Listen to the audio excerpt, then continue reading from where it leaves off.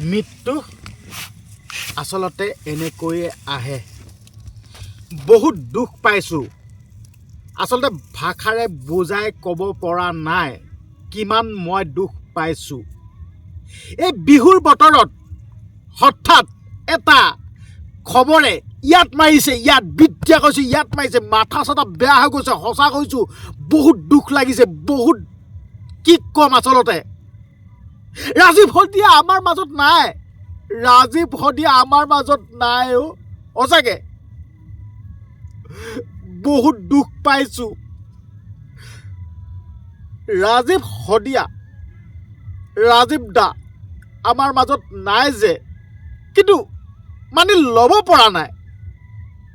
সঁচা কথা কৈছোঁ, কিন্তু মানি ল'ব পৰা নাই। আচলতে আজি বিহু বতৰ দেই, আজি বিহু বতৰ। মই মানে ইমানকৈ এইবিলাক মানে ছ'চিয়েল মিডিয়াটোত অন কৰি থকা নাছিলোঁ। তাৰমানে মানে ছ'চিয়েল মিডিয়াত মানে থকা নাই, অহা নাই, ছ'চিয়েল মিডিয়ালৈ মানে চোৱা নাই, কাৰণ বিহুৰ কাৰণে ইটো সিটো কৰি আছোঁ না। হঠাৎ ফেচবুকটো অন কৰিলোঁ দেই।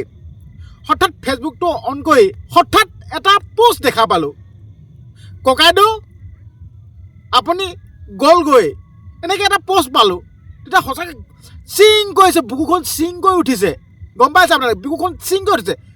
কি শুনিলোঁ এয়া, সঁচাকৈ নে মিছাকৈ এখন। তাৰপিছত অলপ চলপ খুচৰি চালোঁ, কথাটো সঁচাকৈ সঁচাকৈ মৃত্যু এনেকৈ আহে, মৃত্যু এনেকৈ আহে। সঁচাতে মৃত্যু এনেকৈ আহে। বহুত দুখ লাগিল, সঁচাতে কৈছোঁ। আপোনালোকে হয়তো বিশ্বাস নকৰিব মই কিমান দুখ পাইছোঁ। বহুত ভাল পাওঁ মই, সঁচাতে কৈছোঁ। ৰাজীৱ দাক মই বহুত ভাল পাওঁ। অকল মই ভাল পোৱা নহয়, আমাৰ অসমত বাস কৰা প্ৰত্যেকজন লোকেই ৰাজীৱ শদিয়াক বহুত ভাল পায়। আচলতে মানি ল'ব পৰা নাই নিয়তিৰ কি নিয়ম। আচলতে ইমান সোনকালে ৰাজীৱ দাক আমাৰ মাজৰ পৰা লৈ গ'ল। দুখ লাগিছে, বহুত বেয়া লাগিছে। এটা অনুষ্ঠানত গীত পৰিৱেশন কৰি থাকোঁতে অসুস্থ হ'ল, আৰু অসুস্থ হৈ আমাৰ মাজৰ পৰা চিৰ বিদায় ল'লে। মানি ল'ব পৰা নাই। আৰু মই এইখিনিতে দুটামান কথা ক'ব বিচাৰিছোঁ। এই যে আমাৰ মাজৰ পৰা শিল্পীসকল নোহোৱা হৈ গৈছে, আপোনালোকে এই কথাটো মন কৰিছেনে বাৰু? শিল্পীসকল আমাৰ মাজৰ পৰা নোহোৱা হৈ গৈছে। হঠাৎ অলপ আগতে ৰাজীৱ দাৰ কথা শুনা পালোঁ।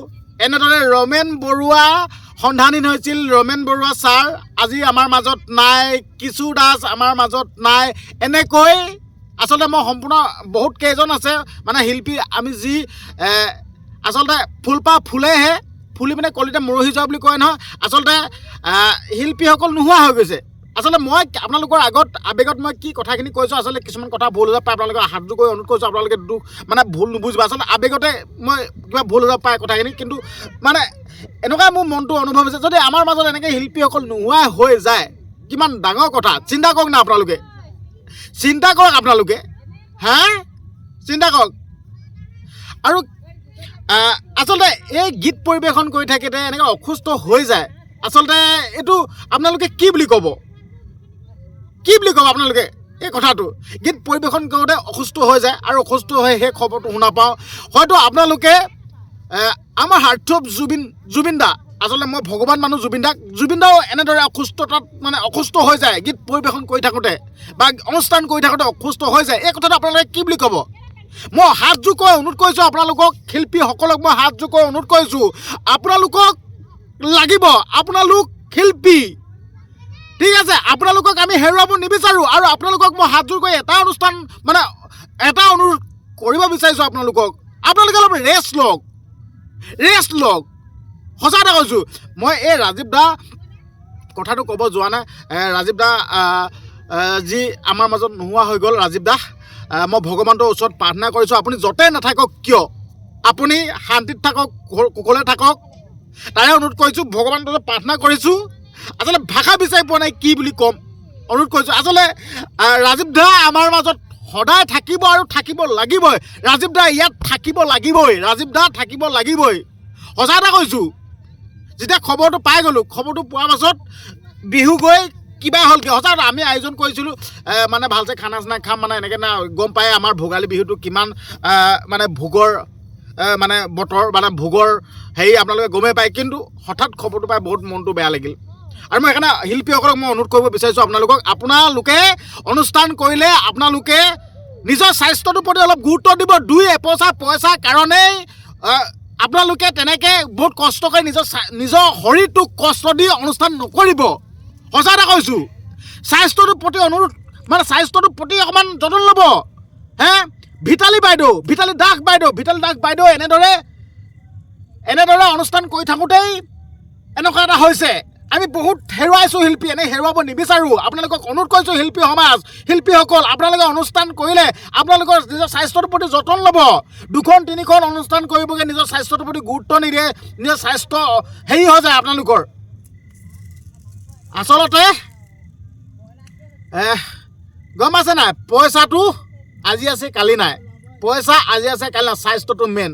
আজি ৰাজীৱ দা আমাৰ মাজৰ পৰা গুচি গ'ল, আমি আকৌ ঘূৰাই পাম জানো? কেতিয়াও নাপাওঁ।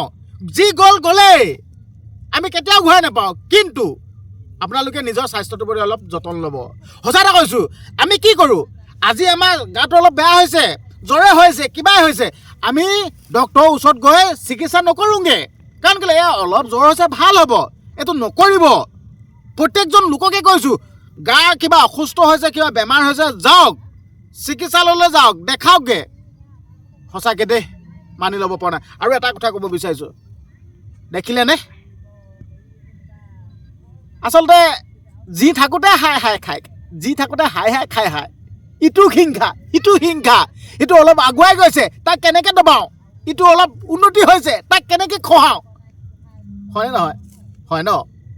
ৰাজীৱ দা আমাৰ মাজৰ পৰা গুচি গ'ল, অকল ৰাজীৱ দা বুলিয়ে কোৱা নাই, এনেকৈ আমি বহুত শিল্পীক হেৰুৱাইছোঁ, বহুত ভাল মানুহক হেৰুৱাইছোঁ। চিন্তা কৰক।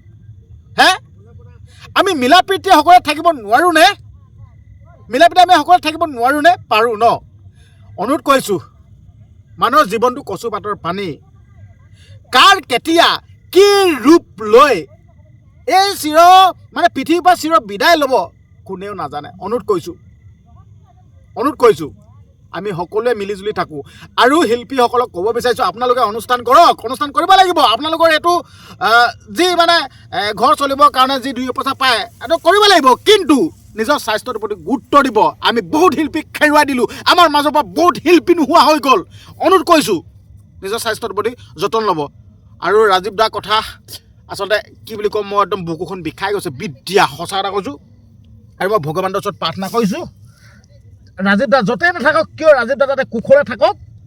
ৰাজীৱ দা আমাৰ মাজত সদায় থাকিব লাগিব, আমাৰ বুকুত সদায় থাকিব লাগিব। ৰাজীৱ দা সদায় থাকিব লাগিব। আৰু ৰাজীৱ দা যি সৃষ্টিৰাজি সদায় থাকিবই লাগিব, চিৰযুগমীয়া হয়। সঁচা এটা কৈছোঁ, যি আমাৰ অসমখনৰ কাৰণে যি অৱদান আছিল, সঁচাকৈ বাকা বিচাৰি পোৱা নাই। মই বিদ্যা কৈছোঁ, আচলতে মোক কথা ক'ব নোৱাৰা, বিদ্যা মাথা চাথা কামি গৈছে। অনুৰোধ কৰিছোঁ, যদি আপোনালোকে ৰাজীৱ দাক যদি সঁচাকৈ ভাল পায়, এটা কমেণ্ট কৰক। ৰাজীৱ দাৰ যাতে আত্মাই শান্তি পাওক, কমেণ্ট এটা কৰক। অনুৰোধ কৰিছোঁ, হাত জোৰ কৰি অনুৰোধ কৰিছোঁ। মই এতিয়া আপোনালোকে ক'ত আছোঁ আপোনালোকে গম পায়। মই এতিয়া বৰ্তমান মাটিৰ তলৰ গাঁতত আছোঁ। আচলতে মই এটা চেলেঞ্জ কৰিবৰ কাৰণে, ভিডিঅ' বনাবৰ কাৰণে মই এটা গাঁত খান্দিছিলোঁ আৰু মাটিৰ তলত। চিন্তা কৰক, আমি মৃত্যু হ'লে এনেদৰে মাটিৰ তলত থাকিব লাগিব। হয় নহয় কওক? বহুত দুখ লাগিব। ঠিক আছে, হ'ব দিয়ক, ভিডিঅ'টো ইমানতে সামৰণি মাৰিছোঁ। আৰু যদি কথাখিনি কওঁতে কিবা যদি ভুল হৈছে, আপোনালোকৰ চৰণত মই পৰি কৈছোঁ, যদি কিবা ভুল হৈছে ক্ষমা কৰি দিব। যদি অজানিতে যদি কিবা আপোনালোকৰ অন্তৰত যদি দুখ দিছোঁ, কথাখিনি কওঁতে যদি কিবা ভুল ভ্ৰান্তি হৈ গৈছে, মাফ কৰিব। আপোনালোকৰ সকলো চৰণত চুইছোঁ, মাফ কৰি দিব।